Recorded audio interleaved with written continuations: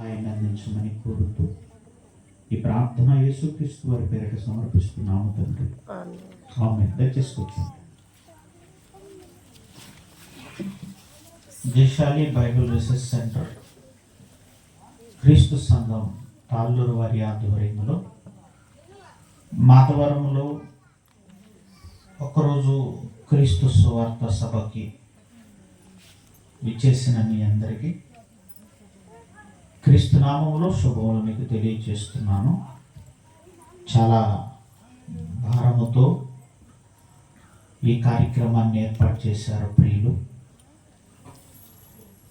అన్ని sound system, chairs, పట్టలు, light, project అన్నీ కూడా వారు తెచ్చుకొని మీకు వాక్యాన్ని వినిపిస్తున్నారు.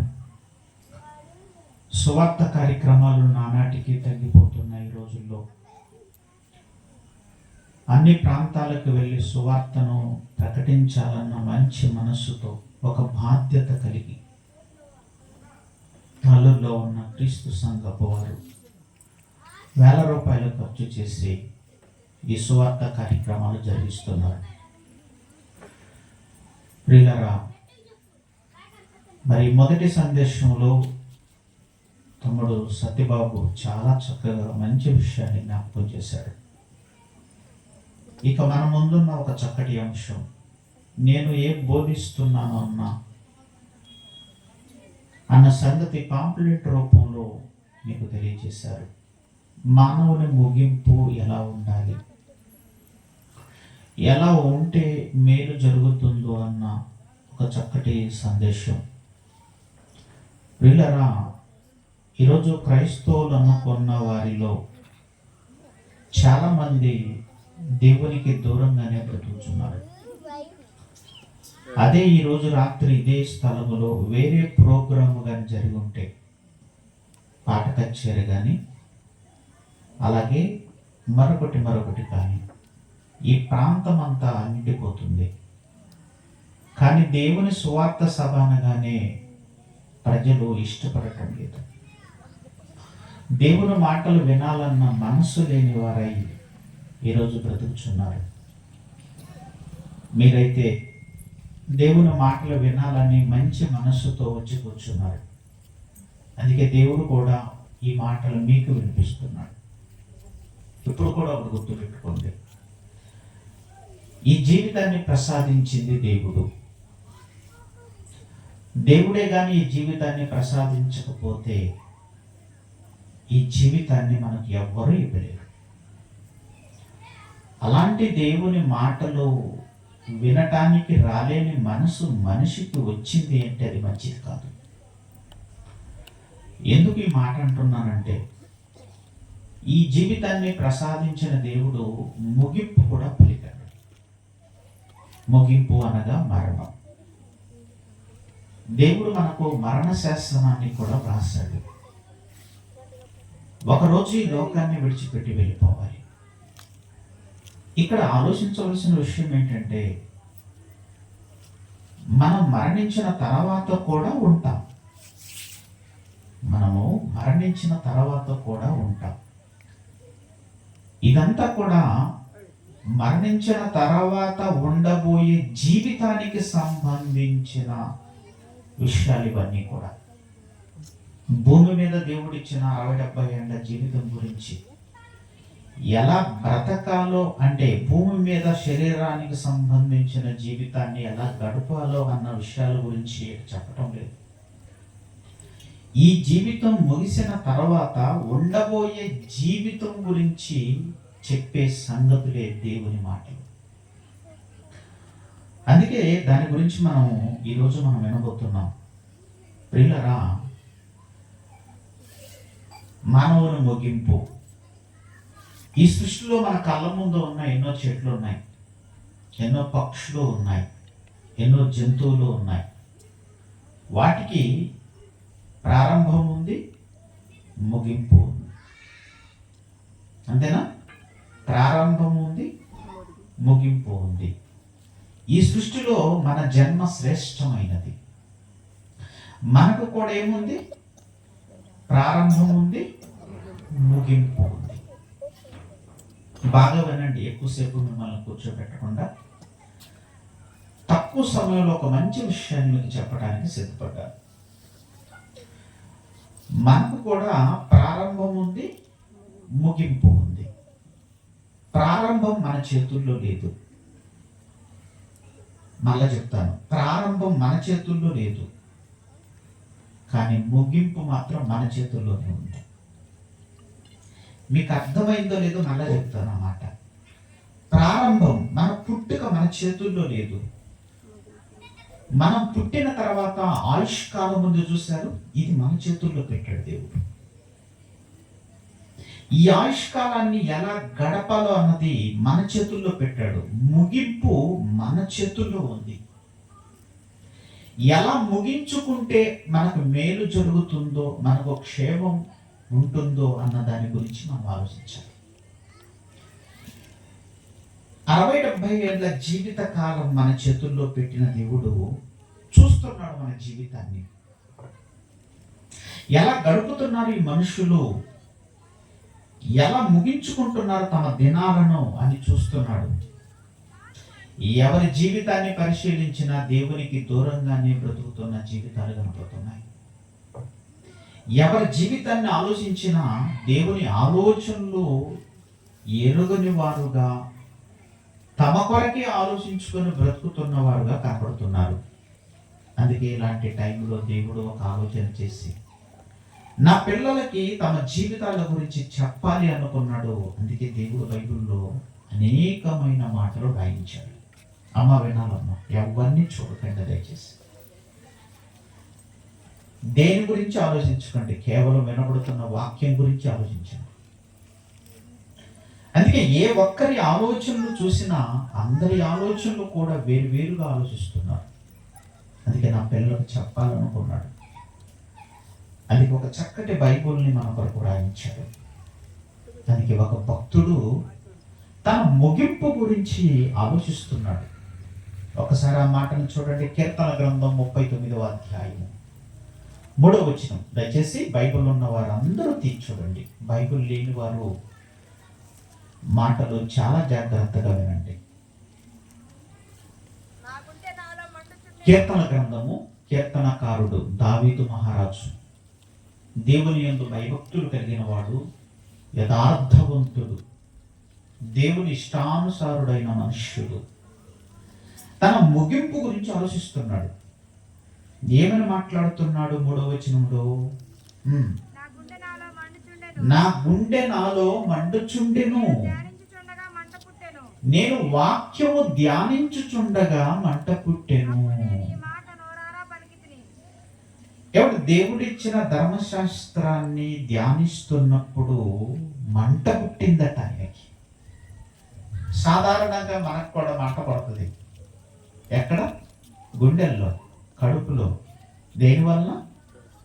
ఏది? వాక్యం వింటుంటే మంట పుట్టే మంట కాదండి. మనకి మసాలాలు బాగా వేసుకొని రుచికరముగా భోజనాలు చేసుకొని తింటుంటే కారము, ఉప్పు, పులుపు ఎక్కువగా వేసుకొని రుచికరంగా తింటుంటే తినేటప్పుడు బాగానే ఉంటుంది. తిన్న అరగంట తర్వాత పడుతుంది మంట. గ్యాస్ ట్రబుల్ లేని వాళ్ళు ఎవరన్నా చెప్పండి. మనం తినే తిండి వలన వచ్చే మంటది. ఒక ఆయన అంటున్నాడు, దావీదు కూడా గ్యాస్ ట్రబుల్ ఉందే, ఏంటి గుండెల్లో మంట పడుతున్నది అంటున్నాడు ఒక ఆయన. ఆయనకి ఆ మంట కాదయ్యా, ఆయనకి పుట్టిన మంట ఏంటో తెలుసా? వాక్యాన్ని ధ్యానిస్తున్నప్పుడు, వాక్యాన్ని విని బాగా ఆలోచిస్తున్నప్పుడు తన జీవితం గురించి ఆలోచించడం మొదలుపెట్టాడు. అంతే కదండి. ఈరోజు నేను వాక్యాన్ని ప్రకటిస్తున్నాను. మీరు కూడా వాక్యాన్ని బాగా ఆలోచిస్తున్నప్పుడు, మీ జీవితం ఎలా ఉందో ఆలోచిస్తున్నప్పుడు వేదన కలుగుద్దండి. ఎవరికైనా సరే మనసు పెట్టి విన్నప్పుడు సుమా వేదన కలుగుద్ది. వాక్యం ఏం చెప్తుంది, మనం ఎలా ఉన్నాము, వాక్యము ఏమని మాట్లాడమంటుంది, మనం ఎలా మాట్లాడుతున్నాము, వాక్యము ఏం చేయమని చెప్తుంది, మనం ఏం చేస్తున్నాము అన్నది ఒక సంఘర్షణ మనసులో పుడుతుంది. దావీదుకి ఆ రోజు అదే పుట్టింది. వాక్యాన్ని ధ్యానిస్తున్నప్పుడు జీవితం గురించి ఆలోచించడం మొదలుపెట్టాడు. వాక్యాన్ని ధ్యానిస్తున్నప్పుడు నా జీవితాన్ని ఎలా ముగించాలని ఆలోచిస్తున్నాడు. ఎందుకంటే దేవుడు ఇచ్చిన దినాలు తరుగుతున్నప్పుడు మన ముగింపు దగ్గర పడుతూ ఉంటుంది. అంతేనా? ఈరోజు అయిపోయిందా? ఈరోజు డేట్ ఎంత? 22. మరి కొన్ని గంటల్లో అర్ధరాత్రి 12 అయ్యేసరికి 24వ తారీఖు అయిపోతుంది. 22వ తారీఖు అయిపోతుంది. మరలా 23 వస్తుంది, తర్వాత 24 వస్తుంది, తర్వాత నెల అయిపోతుంది, తర్వాత మరొక నెల వస్తుంది, ఆ తర్వాత ఇంకొక నెల అయిపోతుంది, ఆ తర్వాత నెల వస్తుంది. చివరికి వెళ్ళేసరికి ఏ నెల మిగులుతుంది సంవత్సరంలో? డిసెంబర్ మిగులుతుంది. డిసెంబర్ అయిపోతుంది. డిసెంబర్ అయిపోయిన తర్వాత జనవరి 1కు ముందే ఒక క్యాలెండర్ తీసుకొని వచ్చి తగిలించి పెట్టుకుంటాం. 2026. ఇప్పుడు ఈ క్యాలెండర్ని ఏం చేస్తాం చెప్పండి? పాత క్యాలెండర్ని తీసేస్తాం. అందులో ఎన్ని రోజులు ఉన్నాయి? 365 రోజులు ఉన్నాయి. ఏమ్మా, అంతే కదా? 365 రోజులు ఉన్నాయి. ఈ 365 రోజులు క్యాలెండర్ తీసేస్తున్నామంటే ఆ 365 రోజులు క్యాలెండర్కి అయిపోయాయా, మనకైపోయాయా? క్యాలెండర్కా? మనకి. 365 రోజులు మన జీవితంలో తరిగిపోతున్నాయి. ఇంకెన్ని సంవత్సరాలు బ్రతుకుతామో తెలియదు మనకి. ఎందుకంటే తల్లి గర్భంలో ఉన్నప్పుడే మరణ శాస్త్రాన్ని వ్రాసాడు దేవుడు. నువ్వు పలానా రోజు మరణించాలి, పలానా రోజు నీ జీవితాన్ని ముగించుకోవాలని వ్రాసేశాడు. అది తెలియదు మనకి, అది మర్మం.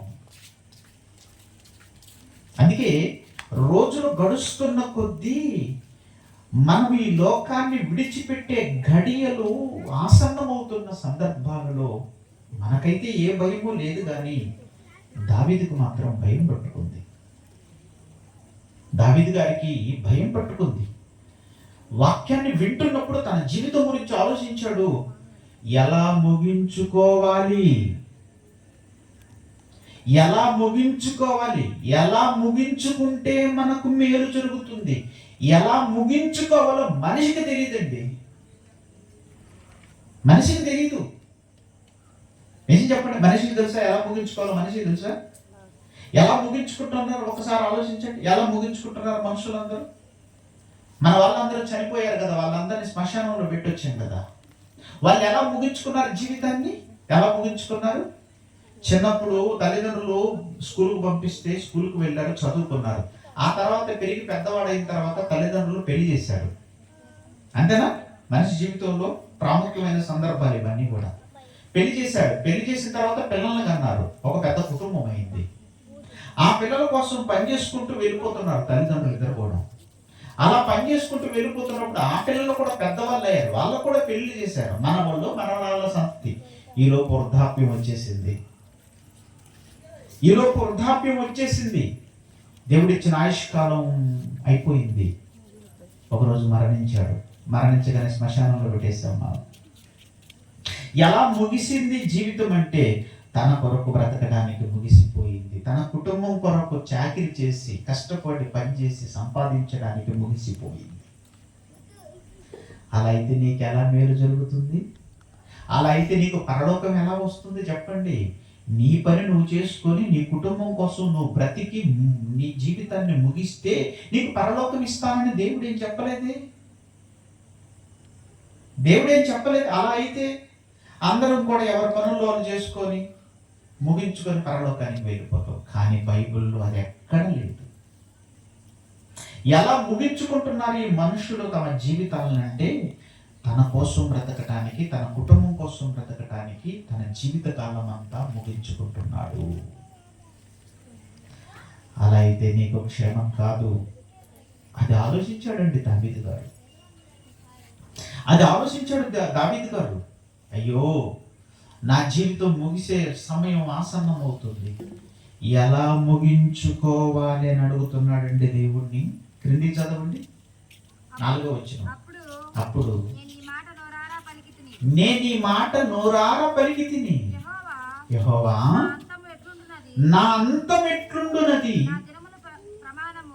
నా దినముల ప్రమాణము ఎంతైనది నాకు తెలుపుము, నా ఆయువు ఎంత అల్పమైనదని నేను తెలుసుకొని కోరుచున్నాను. ఏమండి, దావీదు గారు నా అంతం ఎట్లుండున్నది నాకు తెలుపుము అంటున్నాడంటే, అంతం అంటే నా ముగింపు ఎలా ఉంటుందో తెలపమంటం లేదండి. ఆ మాటకు అర్థం అది కాదు.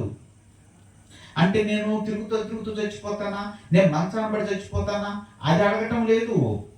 ఆయన అడుగుతున్న మాటలో ఆంతర్యం ఏంటంటే, నా జీవితాన్ని ఎలా ముగించుకోవాలో చెప్పు. ఎందుకంటే జీవితాన్ని ఇచ్చింది నీవే కదా,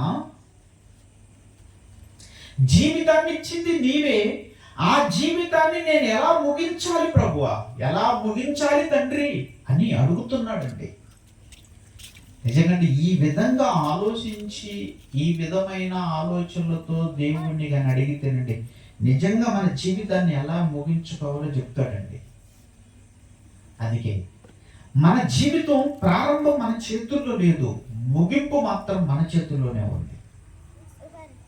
మన ఇష్టం ఎలా ముగించుకోవాలనుకుంటే అలా ముగించుకోవచ్చు. అంటే మన కోసం మనం బ్రతికి మన జీవితాన్ని ముగించుకోవచ్చు, లేదు దేవుని కోసం బ్రతికి మన జీవితాన్ని ముగించుకోవచ్చు. ఈ రెండు అవకాశాలు మన చేతుల్లోనే ఉన్నాయి. ఈ రెండు అవకాశాలు మన జీవితంలోనే, మన చేతుల్లోనే ఉన్నాయి. అందుకే ఎలా ముగించుకుంటే మనకు మేలు అవుతుందో అన్న విషయం గురించి మనం వాక్యాన్ని బట్టి ఆలోచిస్తున్నాం. అందుకే ప్రసంగి గారి ద్వారా కూడా ఒక మాట రాయిస్తున్నాడు. ప్రసంగి గ్రంథం 7వ అధ్యాయం 1వ వచనం. ప్రసంగి గ్రంథం 7వ అధ్యాయము 1వ వచనం చదవండి. ప్రసంగి గ్రంథం 7వ అధ్యాయం 1వ వచనం. సుగంధ తైలము కంటే మంచి పేరు మేలు, ఒకరి జన్మదినము కంటే మరణ దినమే మేలు. ఏమర్థమైంది మాటలు? ఒకరి జన్మదినము కంటే మరణ దినము నీకు మేలు జరగాలి. మరణించిన తర్వాత నీకు మేలు జరగాలి. మరణించిన తర్వాత నీకు మేలు జరగాలంటే బ్రతికున్నప్పుడే నువ్వు ఆలోచించాలి దాని గురించి. చాలా మంది ఫిక్స్డ్ డిపాజిట్లు లేదంటే ఎల్ఐసీలు కడుతూ ఉంటారండి. అంతేనా? చచ్చిపోతే ఎంత వస్తాయని చెప్తారండి ఏజెంట్లు. లక్షలు నువ్వు కట్టే పాలసీని బట్టి అక్కడ వస్తాయని చెప్తారు కదా. నిజంగా ఆలోచించండి. ఇప్పుడు నేను ఒక 50 లక్షలు కట్టాను అనుకోండి, నేను చనిపోయిన తర్వాత ఎంత వస్తాయి? 1 కోటి రూపాయలు వస్తాయి అనుకుందాం. కాసేపు 1 కోటి రూపాయలు వచ్చాయి అనుకోండి. ఎవరికి వస్తాయి 1 కోటి రూపాయలు? నాక, బ్రతికున్న వాళ్ళక? బ్రతికున్న వాళ్ళకి. మేలు నాకు జరిగితే వాళ్ళకి జరుగుద్దా? వాళ్ళకి జరిగేది. నాకెలా జరుగుద్ది? ఇది కాదు ఆయన చెప్తున్న మేలు. నీవు మరణించిన తర్వాత నీకు మేలు జరగాలి. అలా మేలు జరగాలంటే దేవుడిచ్చిన ఆయుష్ కాలాన్ని నువ్వు జాగ్రత్త చేసుకోవాలి. నీ ముగింపు చూస్తాడు దేవుడు, నీ ప్రారంభం చూడడు. నీవు చనిపోయే సమయానికి ఎలా ఉన్నావు అన్నది చూస్తాడు. ఎలా ఉన్నావో దానిని బట్టి నీకు పరలోకాన్ని ఇవ్వాలా వద్దా అని డిసైడ్ అవుతాడు. అందుకే నీ ముగింపు బాగుండాలి. ఇంకొక మాట కూడా ఉంటుంది చూడండి, 8వ వచనంలో. అదే ప్రసంగి గ్రంథం 7వ అధ్యాయం 8వ వచనంలో, కార్యారంభము కంటే కార్యాంతము మేలు. కార్యారంభము కంటే కార్యాంతం బాగుండాలి. ఎవరైనా ఒక ఇల్లు కట్టేటప్పుడు చూడండి, మొదట శంకుస్థాపన చేస్తారు. అంతేనా? శంకుస్థాపన అది ప్రారంభం. శంకుస్థాపన అట్టహాసంగా చేసి, శంకుస్థాపన పెద్ద పెద్ద మంత్రులను పిలిపించి శంకుస్థాపన చేశారనుకోండి, అందరూ ఏమనుకుంటారు? బ్రహ్మాండంగా చేశాడు శంకుస్థాపన అంటారు. కానీ శంకుస్థాపన అయిన తర్వాత పని ప్రారంభించాలి. బేస్మెంట్ వేయాలి, తర్వాత గోడలు కట్టాలి, పిల్లర్లు వేయాలి, స్లాబ్ వేయాలి, ప్లాస్టింగ్ ఉంటుంది, ఫినిషింగ్ వర్క్ ఉంటుంది. మొత్తం అయిపోయిన తర్వాత కలర్తో సహా అయిపోయిన తర్వాత రిబ్బన్ కట్టింగ్ ఏంటది? ఆ పని ముగింపది. అంతేనా? పని ప్రారంభమైంది. ప్రారంభమైనప్పుడు అట్టహాసంగా చేస్తారు కొంతమంది, ముగింపుకు వచ్చేసరికి కొంతమంది పూర్తి చేయలేరండి. దాన్ని బేస్మెంట్ వేసి వదిలేస్తారు, పిల్లర్లు వేసి వదిలేస్తూ ఉంటారు. స్లాబ్ వేసి వదిలేస్తూ ఉంటారు. చూస్తూ ఉంటాం కొన్ని ఇల్లులన్నీ. ప్రారంభం మాత్రం బ్రహ్మాండంగా చేసాం, మరి ముగింపుకి వచ్చేసరికి ఎలా ఉంది? మొండి గోడలతో ఉంది. ఇప్పుడు ఏది ముఖ్యం? ఏది ముఖ్యం? ప్రారంభం ముఖ్యమా, ముగింపు ముఖ్యమా? ముగింపు ముఖ్యం. ప్రారంభం ఎట్టన్నా ఉండేవాడి, నువ్వు పిలిచినా పిలవకపోయినా అది వేరే విషయం. నువ్వు అందరి ముందు శంకుస్థాపన చేసినా చేయకపోయినా అది వేరే విషయం. కానీ ముగింపు ముఖ్యం, అంతే కదా? అప్పుడు ఏమనుకుంటారు? నువ్వు ప్రారంభించిన తర్వాత మొండి గోడలతో అలాగే ఉంటే ఏమనుకుంటారు? వచ్చేవాళ్ళు పోయేవాళ్ళు చూసి ఏమంటారు? అబ్బో, ఆ రోజు మంత్రిని పిలిచాడు శంకుస్థాపనకి, చాలా మంది వచ్చారు, అట్టహాసంగా ప్రారంభించాడు, కానీ దీన్ని కట్టుకోలేక అల్లాడిపోతున్నాడు అంటారు. అంతేనా? ఎంత అవమానం! అంటే ప్రారంభం ఎట్లున్నదన్నది కాదు ఇక్కడ, ముగింపు మాత్రం చాలా చాలా ముఖ్యం. అందుకే మనం ఇంతవరకు కొంత ఆయుష్కాలం ఉంది కదా, ఇప్పటి వరకు మనం ఎలా నడిచామో అది అనవసరం, కానీ ఇప్పుడు ఎలా నడవాలో అన్నది చాలా చాలా ప్రాముఖ్యం. అందుకే ఎలా ముగించుకుంటే మనకు మేలు జరుగుతుందో ఒక ఆయన గురించి నేను చెప్పాలనుకుంటున్నాను. ఆయన ఎవరో కాదు, యేసుక్రీస్తు వారిని సిలువ వేసినప్పుడు ఇద్దరిని, కుడివైపు ఒకరిని ఎడమ వైపు ఒకరిని సిలువ వేస్తారు. వాళ్ళెవరు? బందిపోటు దొంగలు. బందిపోటు దొంగలు. వాళ్ళ ప్రారంభం బాగోలేదు, అస్సలు బాగోలేదండి. ప్రారంభం అస్సలు బాగోలేదు. వాళ్ళ తల్లిదండ్రుల దగ్గర ఉన్నప్పుడు బాగానే ఉన్నారేమో, కానీ తల్లిదండ్రులు దాటి బయటకు వచ్చిన తర్వాత వాళ్ళు ఇష్ట ప్రకారం బ్రతకడం అలవాటు చేసుకున్నారు. అంతేనా? ఎంతమంది ఇళ్లను దోచుకున్నారో, ఎంతమందిని కట్టేసి బంధించి ఇంటిని మొత్తం దోచుకున్నారో మనకు తెలియదు, కానీ మొత్తం మీద వాళ్ళకి పెట్టిన పేరు ఏంటంటే బందిపోటు దొంగలు.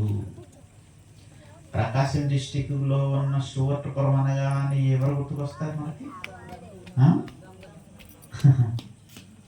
స్టూవర్ట్పురం అనగానే ఒకటి గుర్తుకొస్తారు ఆంధ్ర రాష్ట్రంలో. ఏమని?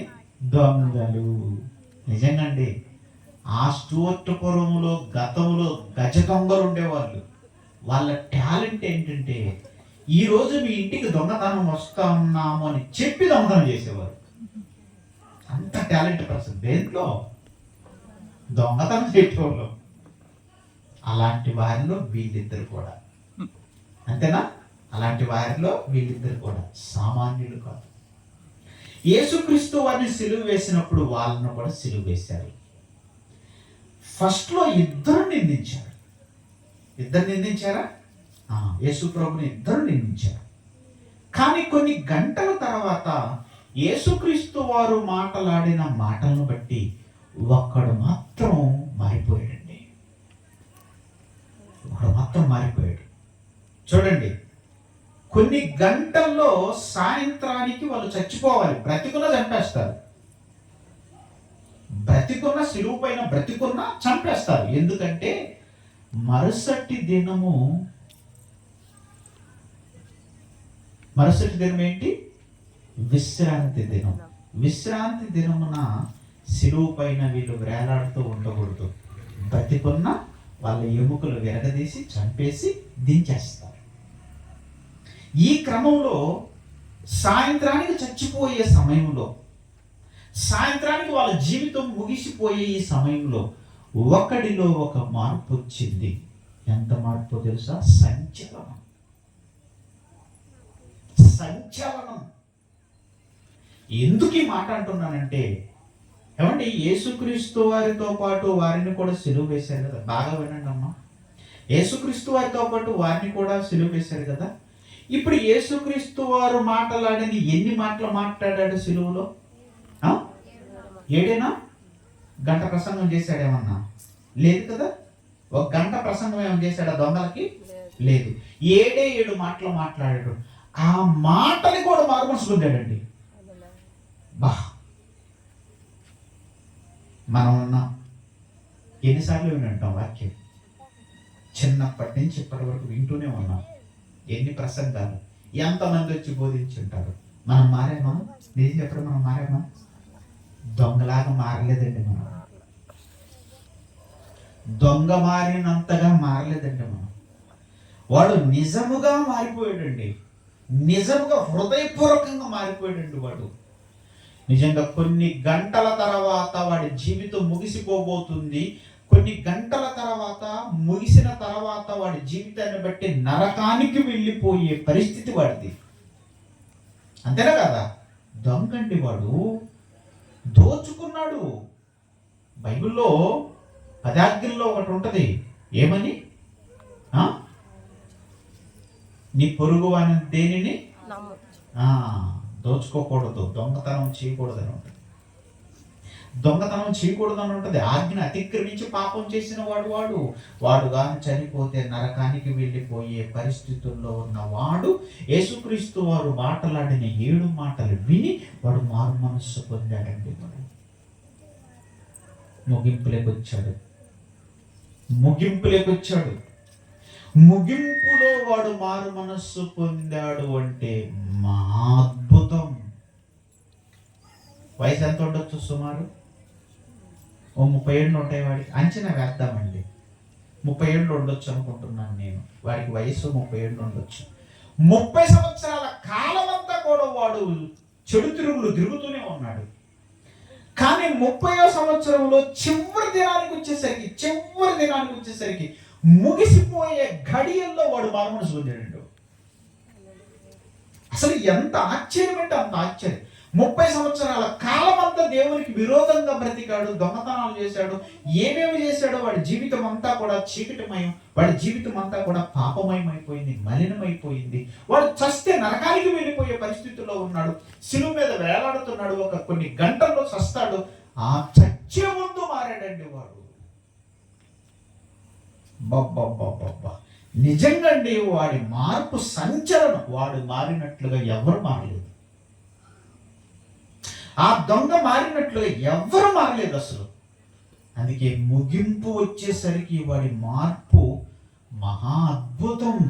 అందుకే వాడు మారిన దానిని బట్టి దేవుడు కూడా మెచ్చుకొని వాడి పాపాలను క్షమించి ఏమంటాడో ఒక్కసారి లూకాసు వార్త 23వ అధ్యాయం 43వ వచనం చదవండి.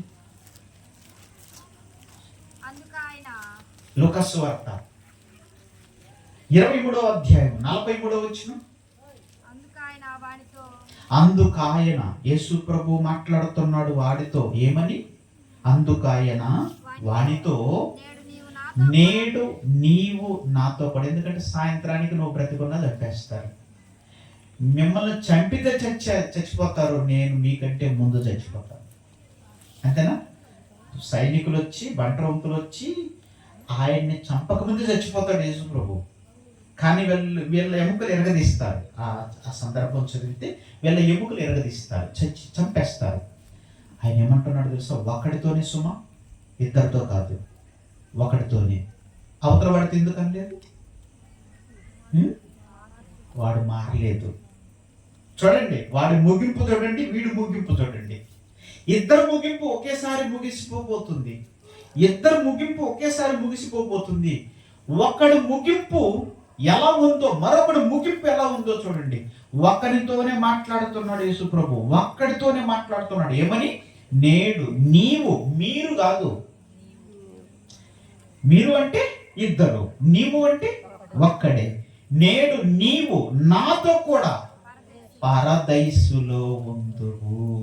అంటే యేసుక్రీస్తు వారు చనిపోయిన తర్వాత ఎక్కడికైతే, ఏ ప్రదేశానికైతే వెళ్ళిపోతున్నాడో ఆ ప్రదేశములోనికి ఒక శిలువలో వేలాడుతున్నవాడు వెళ్ళిపోయాడు. అంటే అసలు ఆశ్చర్యం వాడి జీవితం గురించి ఆలోచిస్తే. అప్పటి వరకు పాపిగా మారి పాపిగానే మరణించబోయే సమయంలో ఒక గంట ముందే, కొన్ని గంటలలోనే వాడు మారు మనసు పొందాడు. యేసుక్రీస్తు వారు బ్రతికున్నప్పుడే వాడు మారు మనస్సు పొంది యేసుక్రీస్తు వారు వెళ్ళిన చోటుకు వాడు వెళ్ళిపోయాడు. ఇంకొక ఆశ్చర్యకరమైన సమయం చెప్పమంటారా? యేసు ప్రభు వెళ్ళిపోయిన తర్వాత మొట్టమొదటి వ్యక్తి వెళ్ళిన వాడు వాడే. పరదేశికి వెళ్ళిన తర్వాత, యేసు ప్రభు పరదేశికి వెళ్ళిన తర్వాత మొట్టమొదటిగా పోయిన వాడు వాడే. యేసు ప్రభు తర్వాత వాడే. ఏంటంటే దొంగపోయాడు దొంగపోయాడు దొంగపోయాడు అంటుంటారు మన వాళ్ళందరూ. కొంతమంది దొంగలు పోతారా పరలోకానికి? దొంగలు పోతారా? మరి దొంగలు పోతే వ్యభిచారులు వారు, వ్యభిచారులు పోతే నాటంతకులు వారు, నాటంతకులు పోతే దోసుకునేవారు వారు. ఎవరు పోయారు ఇప్పుడు? దొంగ పోయాడా? దొంగ మారిపోయాడా? అది దొంగ మారాడు, దొంగ మారాడు. మారిన వారికి మాత్రమే పరలోకం. మారిన వారికి మాత్రమే పరలోకం. మారిన వారికి పరలోకాన్ని ఇవ్వడు ఆయన. ఈ భూలోకాన్ని అందరికీ ఇచ్చాడు, భూలోకాన్ని అందరికీ ఇచ్చాడు, కానీ పరలోకాన్ని మాత్రం అందరికీ ఇవ్వడు. పరలోకాన్ని అందరికీ ఇవ్వడు, అంతేనా? పరలోకాన్ని అందరికీ ఇవ్వడు. భూలోకాన్ని ఇచ్చినట్టుగా పరలోకాన్ని ఇవ్వడు. పరలోకాన్ని ఎవరికి ఇస్తాడంటే మారిన వారికి మాత్రమే. తమ జీవితాన్ని మార్చుకొని దేవుని కోసం బ్రతికిన వారికి మాత్రమే. ఇంకొక విషయం చెప్పమంటారా? ఇక్కడ బాప్తిసం తీసుకున్న వాళ్ళు కూడా కూర్చొని ఉంటారు. మనం కూడా బాప్తిసం తీసుకున్నాం, మనం మన పాపాలన్నీ కడుక్కున్నాం. మనం బాప్తిసం తీసుకొని ఒడ్డుకు, నీళ్ళల్లో నుండి ఒడ్డుకు రాగానే తప్పని చచ్చిపోయాం అనుకోండి, మనం సంఘంగా కూడుకోనక్కర్లేదు, నీతిగా బ్రతకనక్కర్లేదు, సువార్త కార్యక్రమాలు అవసరం లేదు, ఏం అవసరం లేదు, అంతేనా కదా? బ్రతికున్నామంటే దాని అర్థం ఏంటి? దేవుని కోసం బ్రతకాలి, నమ్మకముగా, ముగింపు వరకు నమ్మకంగా బ్రతకాలి. కానీ దొంగకి అవకాశం లేదు. వాడు దొంగకి అవకాశం లేదు. వాడు మారాడు, సెలువులో ఉన్నాడు, సాయంత్రానికి చనిపోయాడు, పరదేశికి వెళ్ళిపోయాడు. అదృష్టవంతుడు వాడు, అదృష్టవంతుడు వాడు. అందుకే ప్రియులరా, వాడి ముగింపు మనం ఆలోచించినప్పుడు బ్రహ్మాండంగా ముగించుకున్నాడు, బ్రహ్మాండంగా మారుమనసు పొందాడు, బ్రహ్మాండంగా పరదేశికి వెళ్ళిపోయాడు, ఒక రాజులాగా వెళ్ళిపోయాడండి. వాడు దొంగయ్యుండి రాజులాగా వెళ్ళిపోయాడండి, రాజబాట నడుచుకుంటూ వెళ్ళిపోయాడండి పరదేశికి. వాడి ప్రారంభం బాగోలేదు, కానీ ముగింపు మాత్రం బ్రహ్మాండంగా ఉంది. మన ప్రారంభం ఎలా ఉంది? మన ప్రారంభం బ్రహ్మాండంగా ఉన్నట్టుగా అనిపిస్తుంది, కానీ ముగింపు వచ్చేసరికి మన పరిస్థితులన్నీ తారుమారైపోతున్నాయి. పిల్లరా, ప్రతి మనిషి ముగింపు రోజు ఒక రోజు ఉంటుంది కదా. ఆ ముగించే సమయానికి నువ్వు ఎలా ఉన్నావు అన్నది ప్రాముఖ్యమైన సంగతి. నువ్వు ఎలా ఉన్నావు అన్నది ప్రాముఖ్యమైన సంగతి. అందుకే ఎవరు పడితే వాళ్ళు పరలోకానికి వెళ్ళరు. చివరిగా ఒక మాట చూసుకుందాం. ప్రకటన గ్రంథం 14వ అధ్యాయం 13వ వచనం. ప్రకటన గ్రంథం 14వ అధ్యాయం 13వ వచనం. ప్రకటన గ్రంథం 14వ అధ్యాయం 13వ వచనం. అంతటా ఇప్పటి నుండి ప్రభునందు మృతులు ధన్యులు. వ్రాయండి. ఎలా ఉండి మృతి నొందాలట? ఎలా ఉండి మృతి నొందాలట? ప్రభునందుండి మృతునందు మృతులు. ప్రభునందు ఉండడం అంటే చర్చికి పోవడమా? ప్రార్థన చేయడమా? ప్రభునందు ఉండడం అంటే ఏంటో తెలుసా? వాక్యము విని మారు మనసు పొంది పాపక్షమాపణ నిమిత్తమై బాప్తిసం తీసుకొని ఆ రోజు నుంచి సంఘములో ఉంటూ సంఘ పరిచర్య చేస్తూ సంఘానికి పరిచర్య చేస్తూ అందరినీ ప్రేమిస్తూ అనేకుడికి సువార్త ప్రకటింపచేస్తూ నమ్మకముగా నీ కష్టార్జితాన్ని దేవుని సువార్తకు ఖర్చు పెడుతూ నమ్మకముగా నువ్వు ఎప్పుడైతే ఉంటావో అది ప్రభునందు మృతి పొందడం అంటే. వినడమ్మా, ప్రభునందు మృతి పొందడం అంటే అది. కానీ కొంతమంది జీవితాలను పరిశీలించినప్పుడు బాప్టిజం తీసుకొని కొద్ది రోజులు మాత్రం బ్రహ్మాండంగా ఉంటారు. మరి కొన్ని రోజుల తర్వాత చూస్తే అసలు దేవుడు సంఘానికి వెళ్ళడం మానేస్తున్నారు, ప్రార్థన మానేస్తున్నారు, పాట పాడడం మానేస్తున్నారు, దేవునికి ఇవ్వడం మానేస్తున్నారు, మరలా లోకంలో బ్రతుకుతున్నారు. అలా బ్రతుకుతున్నప్పుడు ఏ మాత్రం కన్ను మూసావనుకో వెళ్ళేది ఎక్కడికో తెలుసా? పరదేశి కాదు. ఆ, ఎందుకు ఈ మాట అన్నది తెలుసా? గతంలో నేను బాప్తిసం తీసుకున్నాను కదా ప్రభా, చర్చికి కూడా వెళ్ళాను కదా ప్రభా, ఒక 10,000 కాను కూడా ఇచ్చాను ప్రభా, మరి ఇప్పుడేంటి నన్ను నరకాన్ని పంపిస్తున్నావు అంటే ఏమంటాడు తెలుసా? నాయనా, అది ప్రారంభంలో చేసావు, కానీ నీ ముగింపులో మాత్రం బాగోలేదు. ఓ మాట చెప్పమంటారా? 5 లీటర్లు, 10 లీటర్లు, 20 లీటర్ల పాలని ఒక్క చింతపండు లేదంటే చింత పులుసు, ఏమంటే చింతపండు పులుసు వేసి చూడండి, ఏమవుతాయి పాలన్నీ కూడా ఇరిగిపోతాయి. ఒక్క నిమ్మరసం వేసి చూడండి, ఇరిగిపోతాయి. ఇన్ని పాలను ఆ ఒక్క చిటికి ఎరగదీసిందా? విరిగిపోయేటట్టు చేసిందా? చేసింది. మన భక్తి జీవితం కూడా అలాగే ఉంటుంది. నువ్వు ఎన్నైనా చేయొచ్చు, చివరికి వచ్చేసరికి నువ్వు దేవుళ్ళు లేకపోతే, చివరికి వచ్చేసరికి క్రీస్తులో లేకపోతే నీ జీవితం ఏమైపోతుంది? ముందు చేసినవి అన్నీ కూడా మురిగిపోతాయి. ముందు చేసినవి అన్నీ కూడా మురిగిపోతాయి. అందుకే నీ ముగింపు బాగుండాలి. ముగింపు బాగుండాలి అంటే ముగింపు ఎప్పుడు? ముగిస్తాను. ముగింపు ఎప్పుడు? ఎప్పుడు ముగింపు? నాకు ఇంకా 20 సంవత్సరాలే కదా, ఇంకొక 60 ఏళ్ళు అనుకుంటున్నారా? ఏమండి? అనుకుంటారు కదా, సహజంగా అనుకుంటారు కదా. దాని గురించి ఏం ఆలోచించరు కదా. అసలు మరణం గురించి ఎవరు ఆలోచించరు కదా. నాకు 40 ఉన్నాయి కదా, ఇంకొక 40 ఉంటాయి, 50 సంవత్సరాలు కదా బ్రతికేది, అప్పుడు కదా చనిపోయేది అనుకుంటున్నారా? గోషి తెలుసా, మన ముగింపు మనకి ఎప్పుడూ తెలియదు. అంతేనా? రేపు ఏమి సంభవించునో మీకు తెలియదు. మీ జీవం ఏ పాటిది? ఇంతలో కనబడి అంతలో మాయమైపోయి ఆవిరి వంటిది. అలాంటి జీవితాన్ని కలిగి ఉన్న మనము ముగింపు గురించి మనం ఆలోచిస్తున్నప్పుడు ఎప్పటికప్పుడే ముగింపు అనుకొని బ్రతకాలి. అంతేనా కదా? ఎప్పటికప్పుడే ముగింపు అనుకొని బ్రతకాలి. ఈ రోజేనేమో నా ముగింపు, ఈ రోజు నేను జాగ్రత్తగా ఉండాలి. రేపుట్లోకి వచ్చామనుకోండి, రేపేనేమో మన ముగింపు, నా ముగింపు రేపేనేమో, అట్లయితే రేపు నేను జాగ్రత్తగా ఉండాలి. ఒక దొంగ ఆలోచించినట్టుగా ఆలోచించాలి మనం కూడా. అంతేనా? వాడు ఎంత బాగా ఆలోచించాడో చూడండి. ఇదిగో నేను చచ్చిపోబోతున్నా, నిజముగా ఇతను లోకరక్షకుడు. వాడు ఏమన్నాడు తెలుసా? దొంగ ఏమన్నాడు తెలుసా? నీవు నీ రాజ్యముతో వచ్చినప్పుడు నన్ను జ్ఞాపకం చేసుకో అన్నాడు. అంటే వాడి ఉద్దేశం ఏంటి? ఈయన చనిపోతాడు, తిరిగి లేస్తాడు, భూమి మీద రాజ్యాన్ని స్థాపిస్తాడు అనే కదా. నేను కూడా చనిపోతాను, నన్ను జ్ఞాపకం చేసుకుంటున్నానంటే నేను కూడా ఉంటాను చనిపోయిన తర్వాత కూడా. అబ్బా, పునరుద్ధానం గురించి ఏం ఆలోచించలేదు వాడు. చనిపోయిన తర్వాత నేను ఉంటాను, చనిపోయిన తర్వాత యేసు ప్రభు ఉంటాడు, చనిపోయి తిరిగి లేస్తాడు, ఆయన లేచిన తర్వాత రాజ్యాన్ని స్థాపిస్తాడు, ఆ రాజ్యముతో వచ్చినప్పుడు నన్ను జ్ఞాపకం చేసుకుంటే నేను కూడా ఉంటానే కదా. దొంగకు శిలువలో మాటలాడిన 7 మాటల్లో అంత అర్థమైంది.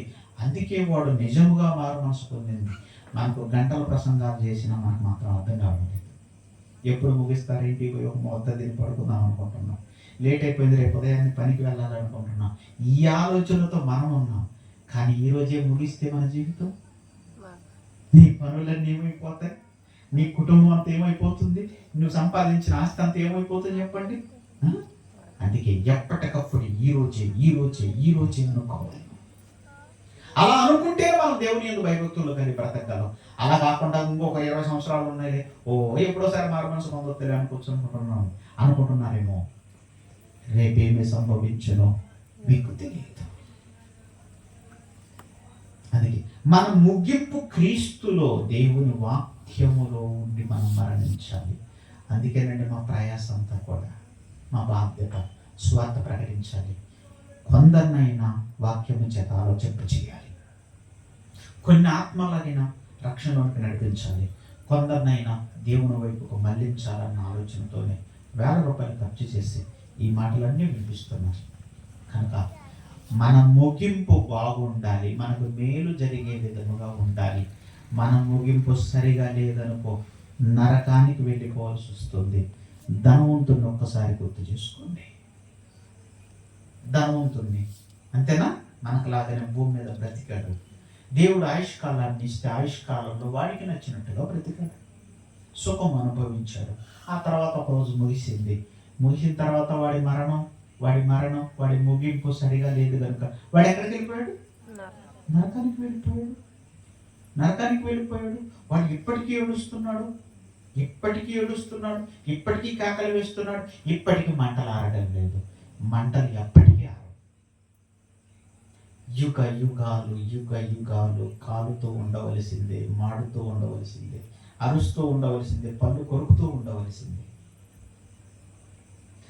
అంత అత్యంత భయంకరమైన ప్రమాదంలోనికి మనం వెళ్ళిపోకూడదని దేవుడు ప్రేమించి ఎప్పుడో రాలిపోవలసిన మన జీవితాలను నిలవబెట్టి ఇదిగో ఈరోజు రాత్రి మాటలు మనకు తెలియజేస్తున్నాం. ఒక్కసారి ఆలోచించండి, మీ జీవితం ఎలా ఉంది? క్రీస్తులోనే ఉందా? నమ్మకంగానే ఉన్నారా? వెరీ గుడ్, అలాగే కొనసాగండి. ఒకవేళ క్రీస్తులో లేరా, నమ్మకంగా లేరా, ఇంకా దేవునికి దూరంగా ఉన్నారా, ఇంకా మారుమనసు పొందకుండా ఉన్నారా, అట్లయితే ఒక్కసారి ఆలోచించండి మీ జీవితం గురించి. రేపే వెళ్ళిపోతామేమో, రేపే మన జీవితం ముగిసిపోతుందేమో.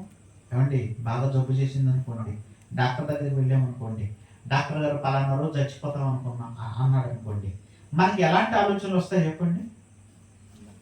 ఎక్కువ రోజులు బ్రతకు, నువ్వు చచ్చిపోతావని మనకు చెప్పాడు అనుకోండి, మనకి ఎలాంటి ఆలోచనలు వస్తాయి చెప్పండి? ఒక సవర ఉంగరం చేయించుకోవాలనిపిస్తుందా? పట్టుబట్టలు తెప్పించుకోవాలనిపిస్తుందా? మిద్దెల మేడలు కట్టాలనిపిస్తుందా? ఏమనిపిస్తుంది చెప్పండి? ఇక ఏమనిపిస్తుంది? అసలు ఏమనిపించదండి. ఎందుకు? చచ్చిపోతావని సంగతి తెలిసింది కాబట్టి. తెలియకపోతే సంపాదించాలి, తెలియకపోతే ఇల్లు కట్టాలి, తెలియకపోతే ఇంకా ఏదేదో ఆలోచిస్తాం. అది తెలిస్తే ఏం చేయాలనిపించదు, ఆనందమైన బుద్ధి కాదు, నిద్ర పట్టదు, నీళ్లు త్రాగలేము, ఎవరు వచ్చినా సంతోషంగా మాట్లాడలేము. ఎందుకు ఎంత దిగులు? చచ్చిపోతున్నాం కనుక. ఒక డాక్టర్ చచ్చిపోతామన్న సంగతి తెలియగానే చెప్పగానే మనం ఎంత ఆలోచిస్తున్నామే. దేవుడు ఏం చెప్తున్నాడు? రేపేమి సంభవించును ఆయన ఎప్పుడో చెప్పాడుగా, మీకు తెలియదు అన్నాడు. అంటే రేపే సంభవిస్తే మన పరిస్థితి ఏంటి? అది ఎప్పటికప్పుడే ఈ రోజు మనకు వస్తే, దేవుడు ఈ రోజులోకి మనం తీసుకొని వస్తే, ఈ రోజులో మనం దేవుని యందు భయభక్తులు కలిగి ఉన్నామా లేదా? చెకింగ్ అండి, చెక్ చేసుకోండి, ఎవరికి వాళ్ళు చెక్ చేసుకోండి. ఈ రోజు నేను దేవుని యందు నీతి కలిగి ఉన్నానా లేదా? ఒకవేళ లేకపోతే, ఇప్పుడే ప్రాణం పోతే నా పరిస్థితి ఏంటి? అయోమయం కదా జీవితం అంతా. ఆత్మకు చావు లేదుగా, అగ్ని ఆరదుగా. అక్కడికి దేవుడు పంపిస్తే ధనవంతుడు వెళ్ళిన చోటుకి వెళ్తే మన పరిస్థితి ఏంటి? ఎప్పటికప్పుడే మనం దేవుని యందు భయభక్తులు కలిగి బ్రతకాలి. అందుకే ఒక మాట అంటాడు ప్రసంగి గ్రంథం 7వ అధ్యాయంలోనే, 7వ అధ్యాయం 3వ వచనం అనుకుంటాను. ఏమన్నా తెలుసా? మరణం అందరికీ వచ్చును, దాన్ని మనసును పెట్టుదురు అంటాడు. ఏమని ఉంటుందంటే, అక్కడ విందు జరుగుతున్న ఇంటికి పోవడం కంటే ప్రలాపించుచున్న వారి ఇంటికి వెళ్ళండి, ఎందుకంటే మరణం అందరికీ వస్తుంది, దాన్ని మనస్సును పెడతారు. అంటే మరణం ముగింపు అయితే ఆ ముగింపును మనం మనసులో పెట్టుకోవాలి. ఈ రోజు పిలిచినా వెళ్ళిపోవాలి, రాత్రికి పిలిచినా వెళ్ళిపోవాలి. ఇదిగో ఏ రూపంలో మన మరణం వస్తుందో తెలియదు కనుక వెళ్ళిపోవటానికి మనం ఎప్పుడు కూడా సిద్ధంగా ఉండాలి. కనుక మనం ముగింపు బాగుండాలి. అందుకే దావీదు గారు ఆలోచించారు, అయ్యా నా ముగింపు ఎలాగో ఉండాలో చెప్పయ్యా, నేను అలా ముగించుకుంటాను. నేను నీ దగ్గరికి రావాలనుకుంటున్నాను. నేను ఎలా నా జీవితాన్ని ముగించుకుంటే నాకు మేలు జరుగుతుందో చెప్పయ్యా అని అడుగుతున్నాడు. కనుక ప్రియులారా, మానవుల ముగింపు ఎలా ఉంటే మేలు జరుగుతుందో విన్న వాక్యాన్ని బట్టి ఒక మంచి నిర్ణయం తీసుకొని దేవుని కోసం నమ్మకంగా బతకండి. మీరు మీ కుటుంబాలన్నీ బాగుండాలి. కుటుంబాలతోనే పరలోకానికి వెళ్ళిపోవాలి. కుటుంబాలను చక్కబెట్టుకునే చక్కటి అవకాశాన్ని దేవుడు కల్పించాడు. అందుకే ఈ లోకం కోసం పెద్దగా మనం ఆలోచించిన అవసరం లేదు. పని చేసుకోండి, సంపాదించుకోండి, కాదని నేను అంటం లేదు. కానీ అదే జీవితం కాదు. ఏది జీవితం అంటే మనం దేవుని కోసం బ్రతకటమే జీవితం. కనుక దేవుని కోసం ఉన్నతంగా బ్రతికి, నమ్మకంగా బ్రతికి, ఈ లోకాన్ని ముగించిన తర్వాత పరలోకం పరలోకానికి వెళ్ళిపోతాం. అది శాశ్వతంగా ఉంటుంది, నిత్యము ఆనందం. దేవుడు ఆ సంతోషాన్ని మనకి ఇవ్వడానికి ఆయన ఎదురు చూస్తూ ఉన్నాడు. ఓకేనా? నమ్మకంగా ఉండండి. ప్రార్థన చేసుకుందాం. దయగలిగిన మా కన్న తండ్రి, మీ దయను బట్టి వందనములు నాయన. ఈరోజు రాత్రి కూడా ఈ మాధవరంలో ఉన్న మీ పిల్లలను ప్రేమించి తండ్రి, తాళ్ళూరులో ఉన్న క్రీస్తు సంఘము ద్వారా చక్కటి సువార్త సభను జరిగించారు. మానవుల ముగింపు ఎలా ఉండాలి అని ఓ చక్కటి సందేశాన్ని వినిపించారు తండ్రి. నిజమే నాయన, మాకు ప్రారంభం ఉంది, ముగింపు ఉంది. ప్రారంభం మా చేతుల్లో లేదు, కానీ ముగింపు మాత్రం మా చేతుల్లోనే పెట్టారు. అది ఎలా ముగించుకుంటే మాకు మేలు జరుగుతుందో కొన్ని సందర్భాలు జ్ఞాపకం చేశారు తండ్రి. నిజంగా యేసుక్రీస్తు వారిని సిలువ వేసినప్పుడు దొంగలలో ఒక్కడు మారాడు అంటే సంచలనం నాయన. వాడి మార్పు చాలా గొప్పది, అనేకులకు ఆదర్శం. 7 మాటలకి వాడు మారిపోయాడు. కానీ చాలామంది గంటల తరబడి, సంవత్సరాల తరబడి ప్రసంగాలు వింటున్నా మారు మనసు పొందకుండా ఉంటున్నారు తండ్రి. ఈరోజు రాత్రి విన్న మాటలను బట్టి